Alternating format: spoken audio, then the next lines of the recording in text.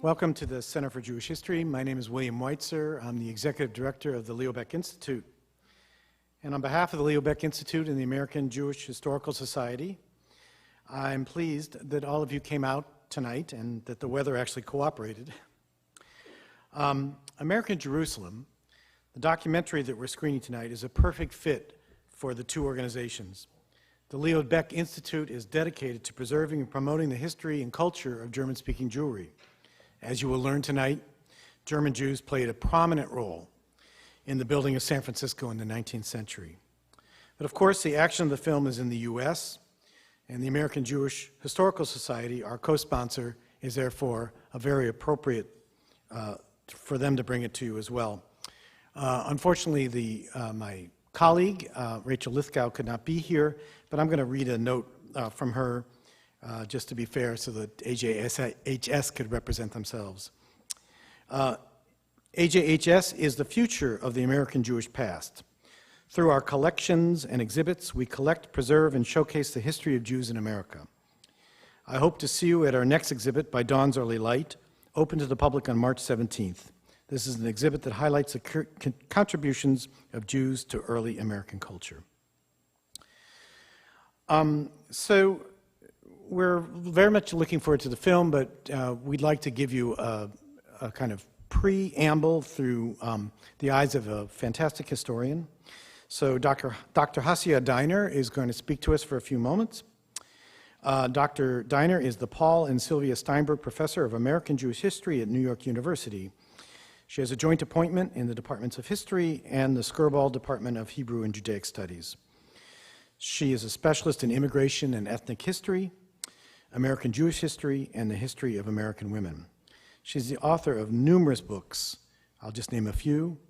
In the Almost Promised Land, American Jews and Blacks, 1915 to 1935. A Time for Gathering, The Second Migration, 1820 to 1880. And then coming out in 2014 from Yale University Press, Roads Taken, The Great Jewish Migration and the Peddlers Who Made It Possible. And maybe we'll get Hasia to tell us a little bit about that during the question and answers that will follow after the film. Hasia will speak, we'll show the documentary, and then Hasia and the executive producer and producer of the film, Jackie Krentzman, and I will form a little panel to talk and take your questions. So, Hasia?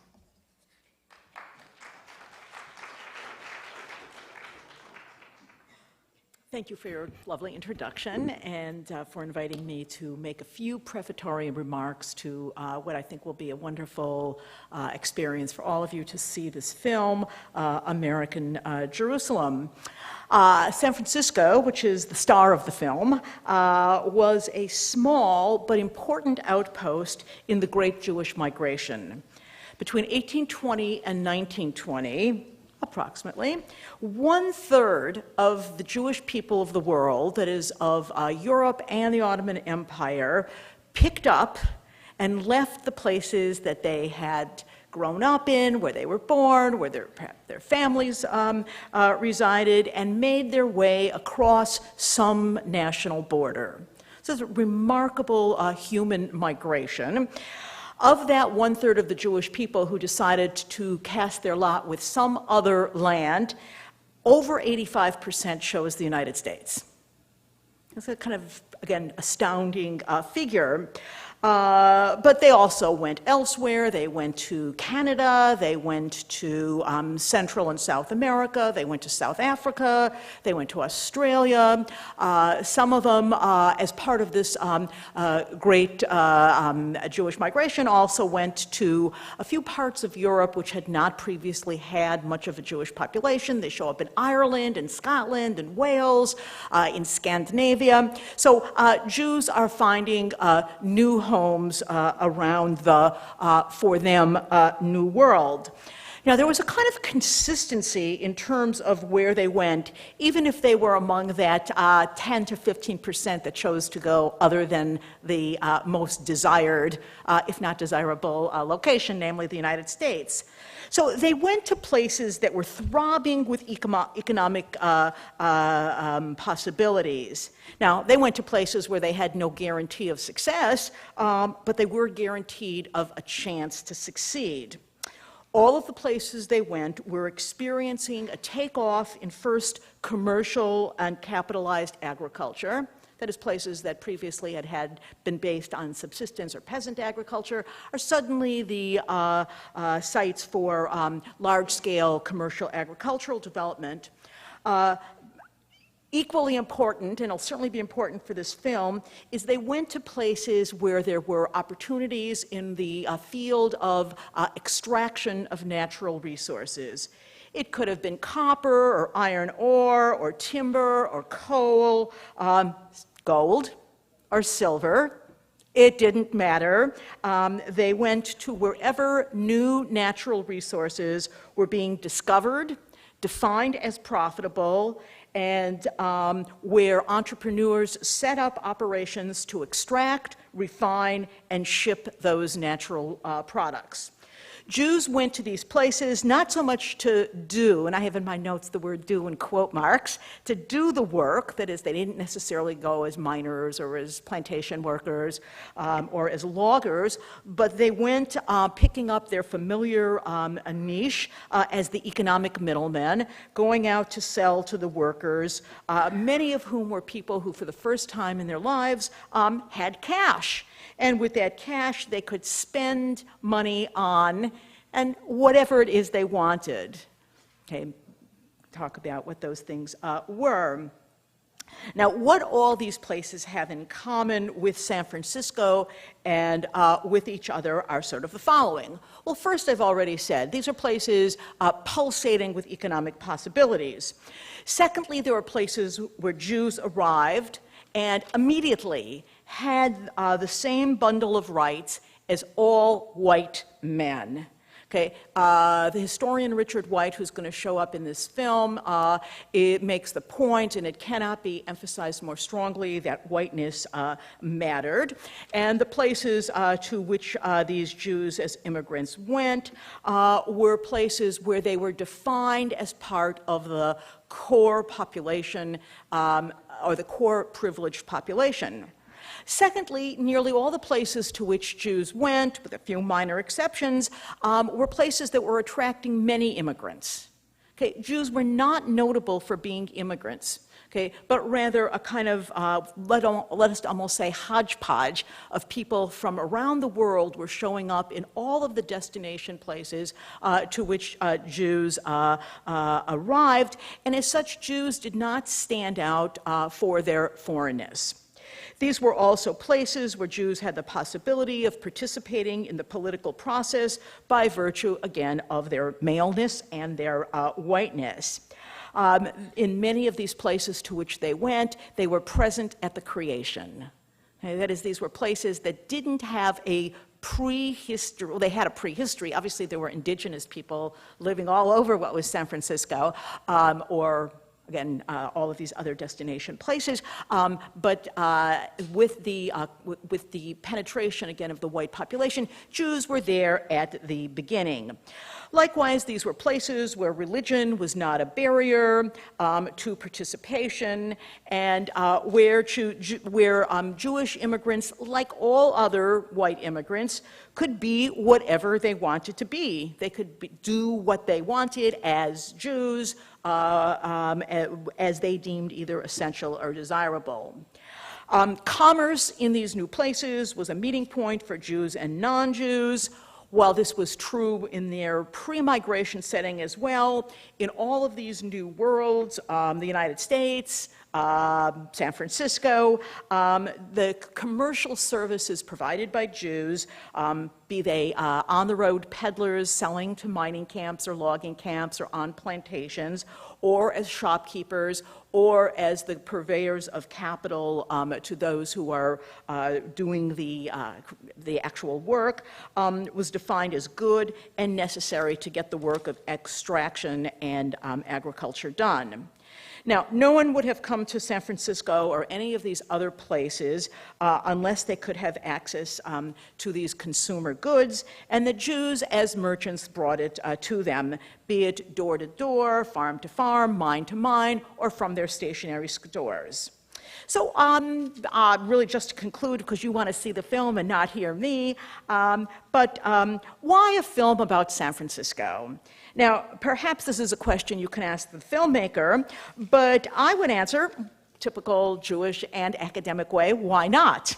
Okay, every community in the New World has had a story worth telling, telling them one by one, and I hope a film like this opens up the door for other communities to tell their stories as well. Telling them one by one, side by side, allows us to see both the particularities of specific places, that is, what made them unique, but also how all of these places together converged around those themes which I have already sketched out, with economic possibilities at the top of the list, newness, the Jews' access to privilege, and the absence of structural barriers to integration.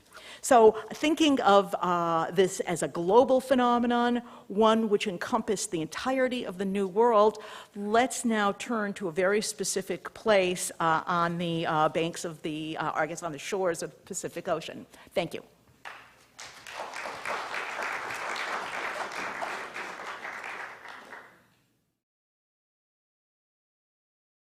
Let me introduce Jackie, because I didn't get a chance to before. Jackie Krensman lives in Berkeley. She has been a magazine writer and editor, specializing in publication launches.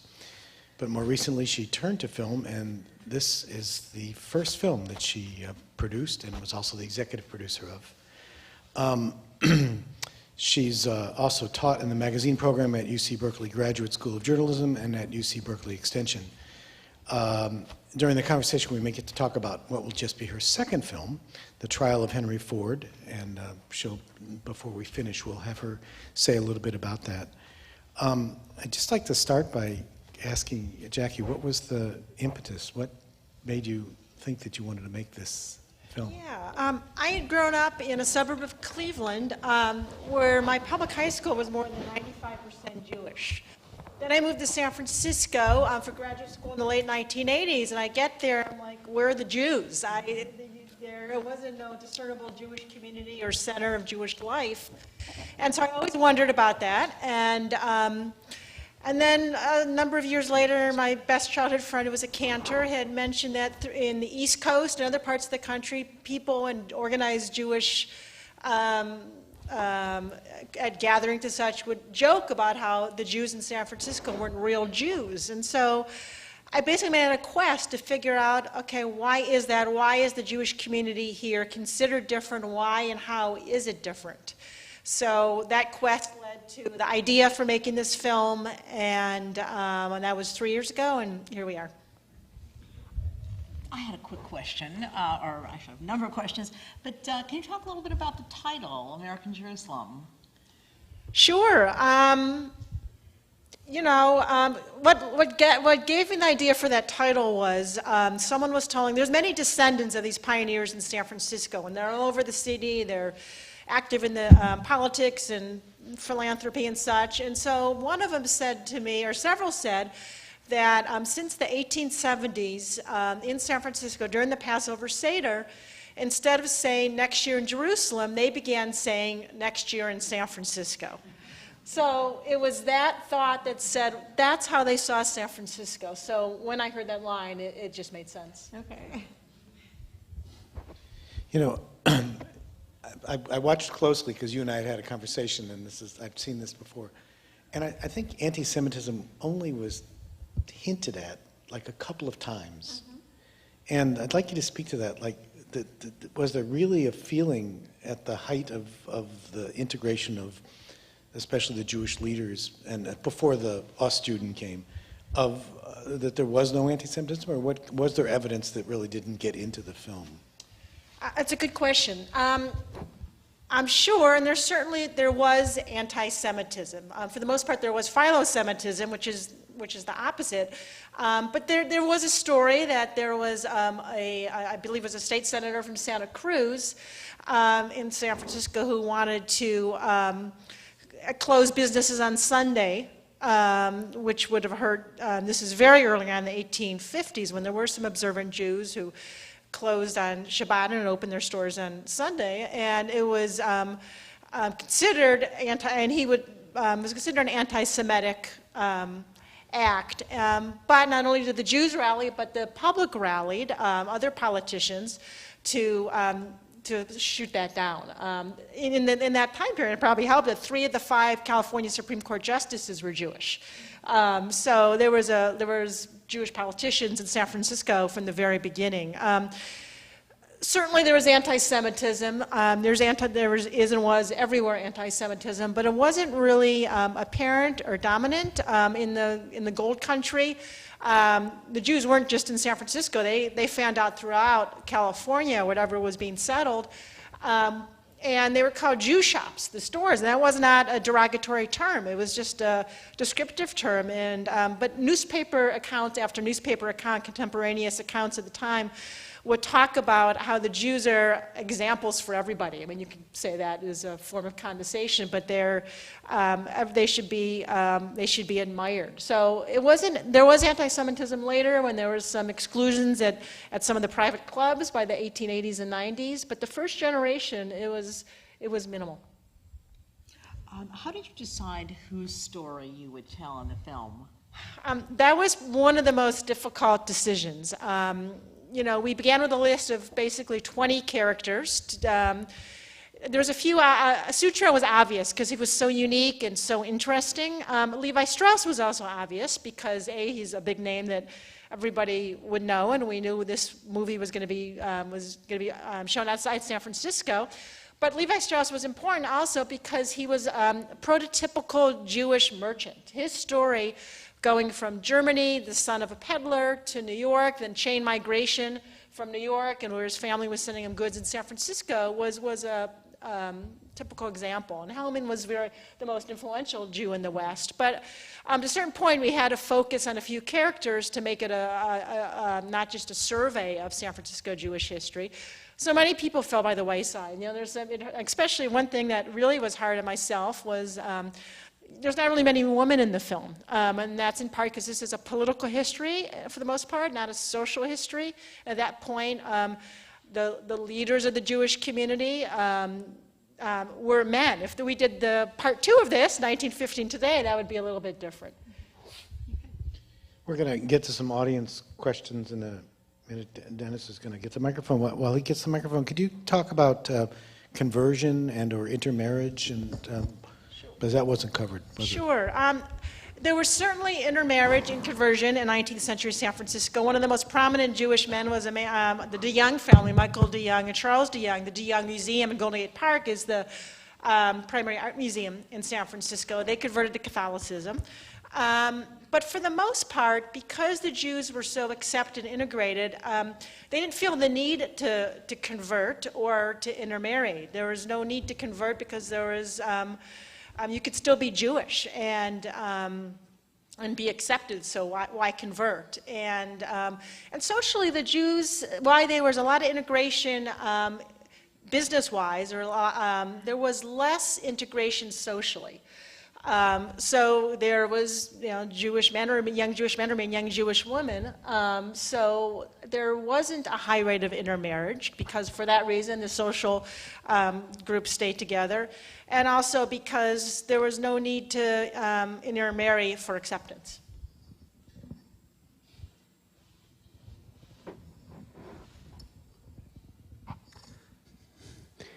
Three very simple questions. One, what was the largest number of Jews at the peak in San Francisco? Number two, why such a disproportionate number of liberal Jews in San Francisco?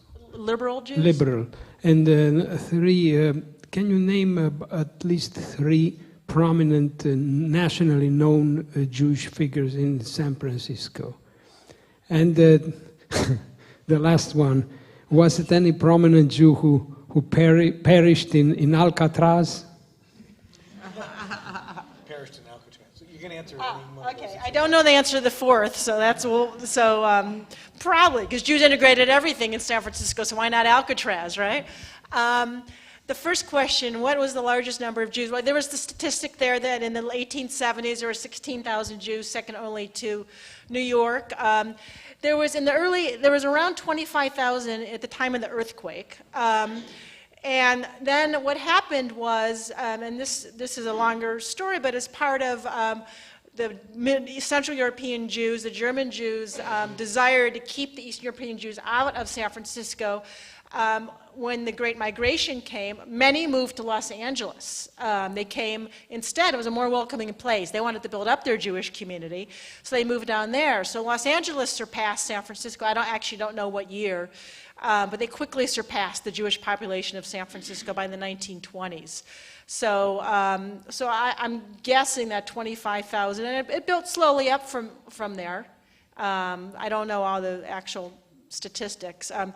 Your next question was the three most, why so liberal of a city? I think it's because of the tolerance. San Francisco was so accepting during the gold rush because everybody came at the same time. There was no one group that dominated. These themes you see here, I think that would lead that tolerance to some form of political liberalism, but though it wasn't that way necessarily in the 19th century. The California Jews were in the Republican Party, as they were elsewhere. That wasn't just there, but they were of the business party. They were of the business class. So they weren't, while there were some working class Jews, but they were not in the labor parties. Sutro was an anomaly, he being the leader of a more liberal brand of politics, but this generation of Jews, the first couple generations, weren't that liberal. That was a later trend. Your last question was name three prominent Jews that people outside San Francisco were here. So I guess these three you never heard of before. Is that Sutro, Hellman, and Levi Strauss? Levi Strauss. Yehuda Menuhin. I mean, there's many who came later. Many famous Jews from San Francisco. One. Go ahead. Okay, I don't know if you're familiar with the department store I. Magnin. Yes. Okay, Mary Magnin and her husband, it was really her store. And, you shop in I. Magnin was one of those Fifth Avenue kind of institutions. So she was immigrant woman and her husband. And Gertrude Stein and Alice B. Toklas. Rube Goldberg is another one. Gumb's department store. The greatest heavyweight boxer, Jewish heavyweight boxer of all time, not that people would have heard of him, Joe Koinski, who came from San Francisco, used to go to Chinatown, and this is around the 1890s, would soak his fists in pickle juice to toughen up for fights, and he beat 3 heavyweight champions, but never in a heavyweight championship fight. He beat Jim Jeffries and Jack Johnson and gentleman Jim Corbett. So if you're a boxing fan, there's another famous Jew for you from San Francisco.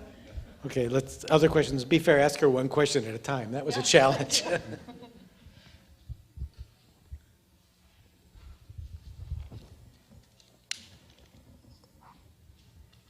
You talked about the idea of Sunday blue laws, which did not pass in San Francisco, but they were on the East Coast, where churches were very strong. They were very prominent, and they started in the early days before there were Jews, or a lot of Jews. So it wasn't a question of anti-Semitism, it was a question of religion, which leads to San Francisco. We didn't see any churches or anything, and it seems that altogether it was not religiously oriented. And it seems that the Jews brought their wives earlier than probably the miners. And maybe all of that connected to, first of all, a community. That there was one faith, one community in the Jews. I might be crazy, but... No, I don't think you're crazy. You bring up a good point, which is that it wasn't just the San Francisco Jews were clearly very secular, but that was San Francisco. Everybody was secular, generally speaking. So the Jews weren't unusual in that respect. So I think what you're getting at is that I guess I'm not real clear that there was Jews were part of one community in San Francisco, or... I think the fact that they brought their their women with them. In the Yes. early days of San Francisco, the miners did not have wives with them. They Mm-hmm. didn't have families with them. And therefore, the Jews who did bring their families reasonably early because they had businesses rather than digging in the mines. Yes, that's true. By the 1860s or so, they were bringing, they were finding wives. They would send them back when they became wealthy enough. They'd come back to New York and Philadelphia, and they would use our connections here. The Hellmans were related to I believe, the Lehmans. Is that right? And they came, and Hellman's daughter married a son of one of the Lehmans, and so forth. So there was a lot of that kind of migration going on, going back and finding wives, and that would make sense before the miners, because the miners left. They went back, and so it was 90% men in the first several years of San Francisco.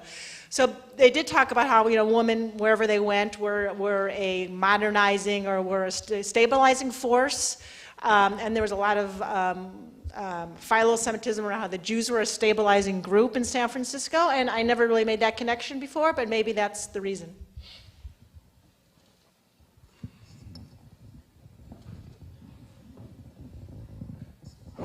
I remember some years ago I was in San Francisco and I went to what was referred to as a Jewish, a deli, and I asked for a knish and the waitress had no idea what I was talking about.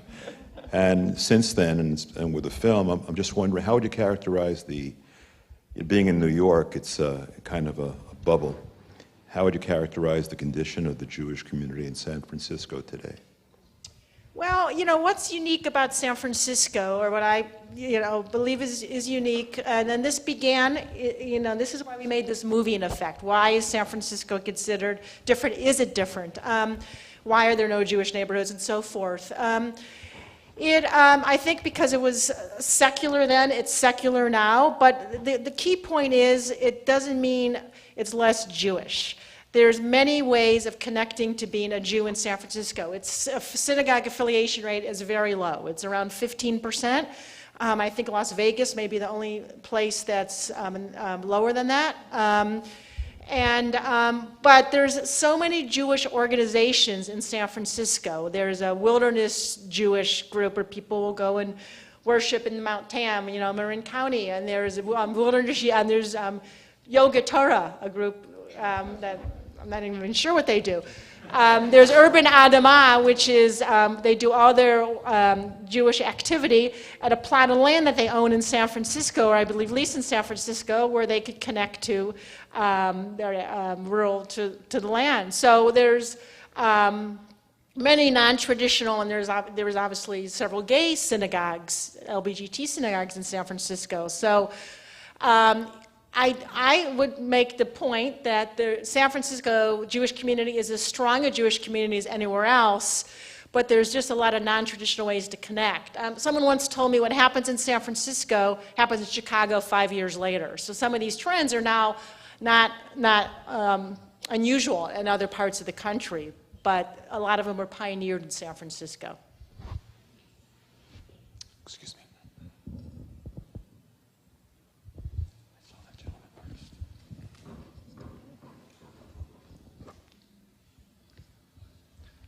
I happen to be a native of San Francisco, so that's what brought me, my friend brought me here this evening.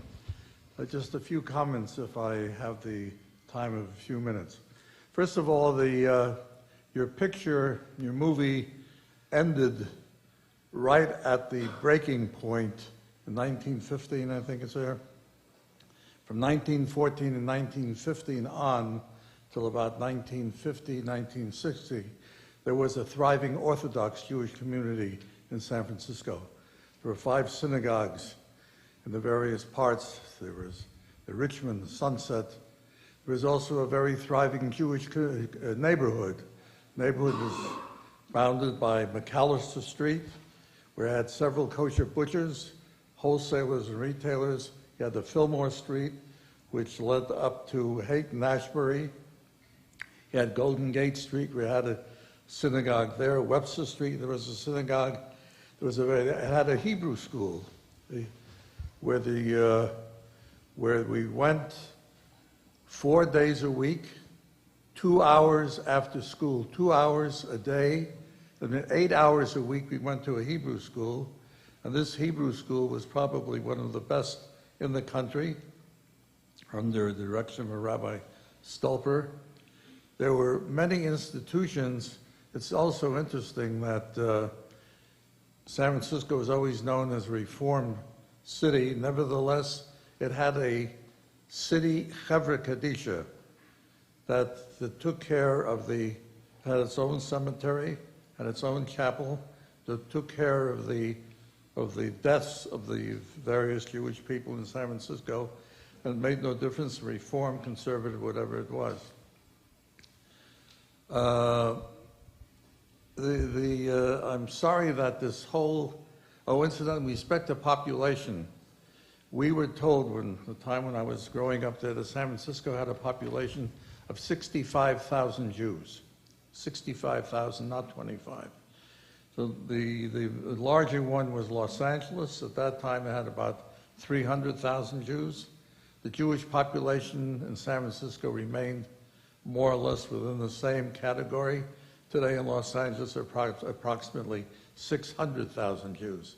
But the Jews of San Francisco always looked down as the Jews of Los Angeles as they were barbarians. The culture was always in San Francisco. So you're talking about a part two. I would very much like to see the part two, but I don't know if you have anybody in San Francisco to talk to today. Yeah, I mean, well, there's a, pardon me?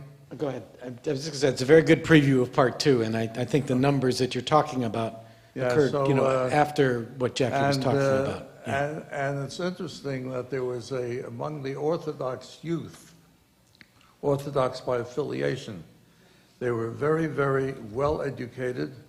They had a very large Orthodox Jewish youth minyan, where we used to have probably on a Saturday morning maybe 200 to 300 boys and girls davening in that place. And at the same time, they were not observant. They knew, but they were not observant. San Francisco had a very, very crazy atmosphere. That's why it was the root of so many of these liberal movements. Some of them are... So, excuse me for cutting you off, but we do want to get to our reception, and we can talk more about that at reception. But before we lose time, we're talking about part twos, I want to give Jackie a chance to talk about her new film project. Thank you. When I was researching this film, American Jerusalem, I discovered a character who I wish could have made in this film, my favorite character who didn't, but the time frame cut him off, and his name was Aaron Shapiro. He grew up in the Jewish orphanage in San Francisco around 1900. He ended up becoming a labor attorney in Chicago, organizing agrarian cooperatives. In 1920, Henry Ford catches wind of him, and he gets very upset because Ford sees the family farm as this bastion of American Christianity, and Jews did not belong there, like it sullied that world. So in his anti-Semitic mouthpiece, the Dearborn Independent, Ford wrote, they had his editors write 21 front-page articles attacking Shapiro, saying he was the head of an international cabal of Jewish lawyers and bankers intent on taking over the food supply of America. So Shapiro, at the same time, the organized Jewish community, the ADL and the AJC and other organizations in New York did not know what to do about Henry Ford. It was like, what do we do about the Henry Ford problem? But they didn't want to use the courts. There was no precedent for that. Shapiro didn't care. He up and sued Henry Ford. So it went to federal district court in Detroit in 1927. The case was clearly turning against Ford, as was the court of public opinion. The front page of the New York Times and every paper in America was breathlessly reporting on this case for months. So the week he was supposed to testify, Ford got in a mysterious car accident, and people in the newspapers speculated he faked it to get out testifying. A mistrial was eventually called, and Ford capitulated. He wrote an apology to Shapiro, but more importantly, he wrote an apology penned by Louis Marshall, who some of you may know was a towering figure in American Jewish history, apologizing to the Jews of America and promising to take out of circulation all his anti-Semitic speech and literature and close down the Dearborn Independent. So he did that. He took out of circulation the International Jew and the Protocols of the Elders of Zion. And he was distributing all these in his Ford showrooms across the nation. And he was, and many people, I've told a lot of people this story at screenings, and many people, even Jews, didn't know Henry Ford was an anti-Semite. Hitler had a photo of Henry Ford in his office. So it's a powerful story, a David versus Goliath story, and an important story with many teachable moments for today. So that's the next project. Sounds like you Thank really. you. it sounds like you really like the David against Goliath. So Sutro sounds a lot like this too, Yeah, right? very much so. But Many of those photos were Fleischacker photos. well, I think it's wonderful to see how the individual stories and the plug for Hasia's book, individual stories about peddlers, how they bring to bear just a lot of larger issues, and in this case about San Francisco, about immigration, about assimilation, about identity. And so, as I said, I've watched this film several times, and I keep learning more things about that and can draw broad conclusions from San Francisco to New York to Germany before the war, but even to Germany today, where a lot of those issues are coming to bear. So let's continue that conversation in the back with wine and cheese, and we thank Jackie, and we thank Hasia, and thank all of you. Thank you.